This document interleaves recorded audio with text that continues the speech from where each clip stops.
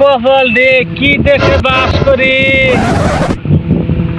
আন্ডা থাকে মধুপুরে এলে মোটর বিড়ি আগে আসল 15 হ্যাং হয়েছে 20 টাকা জ্বালা এই যে জিনিস খাওয়াইছি না খাইলেও তো চলে না হাঙ্গাই এই যে মিরাজ বিড়ি দেখছো আর টাঙ্গাইল তো আন লাগছে মিরাজ বুড়ি